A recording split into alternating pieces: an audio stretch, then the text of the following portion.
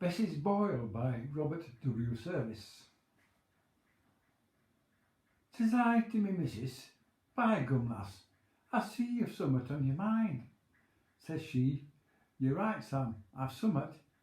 It happens it's on me behind. A boil as'd make Job jealous. It hurts me no end when I sit. Says I, go to the hospital missus, they might have to cut it a bit. Says she, I just hate to be showing the part of me person it's at. Says I, don't be fussy, them doctors see sights more horrid than that. So missus goes off, and there at the hospital door, they tells her to see the house doctor, whose office is room 34. So she hunts up and down till she finds it, and knocks, and her voice says, come in. And there's a handsome young feller in white, from his heels to his chin. I've got a big boil, says me missus. It hurts me for fair when I sit. And Sam, that's my husband, has asked me to ask you to cut it a bit. Then blushing, she plucks up her courage, and bravely she shows him a place. And he gives it a proper inspection, with a heap of surprise on his face. Then he says with an accent so broad, what you have is a bile, I can feel. But you'd better consult the head doctor. They call him Professor O'Neill. He's special for biles and carbuncles. You'll find him in room 63. No charge, ma'am. It's been a rare pleasure. Just tell him you're coming from me. So missus she thanks him politely and humps up and down as before, till she comes to a big handsome room with Professor O'Neill on the door. Then once more she plucks up her courage and knocks, and her voice says, hello. And she enters and sees a fat fellow with whiskers, all tucked up in white. I've got a big boil, says me missus, and if you will kindly permit, I'd like to have you inspect it. It hurts me like hell when I sit.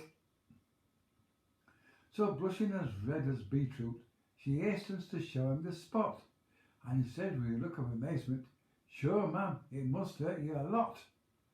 Then he puts on his specs to regard it, and finally says with a frown, I bet it's as sore as a devil, especially when you sit down.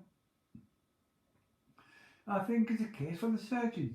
You'd better consult Dr. Hoyle.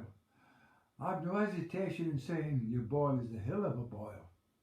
So Mrs. she thanks him for saying a boil is a hill of a boil, and hunts all around till she comes on the door that is marked Dr. Hoyle.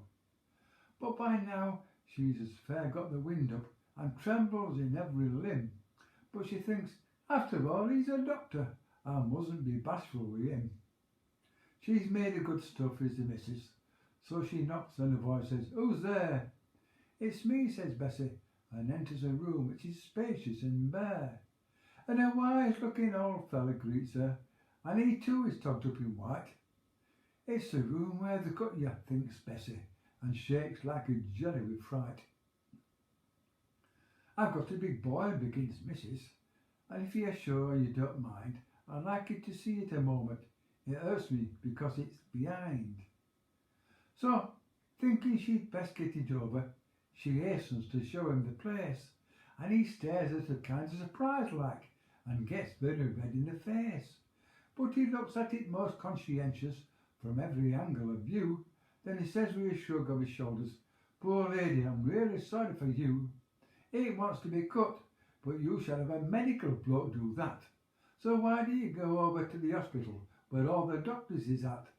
You see, ma'am, this part of the building is closed on account of all the repairs. Us fellas is only the painters are painting the halls and the stairs.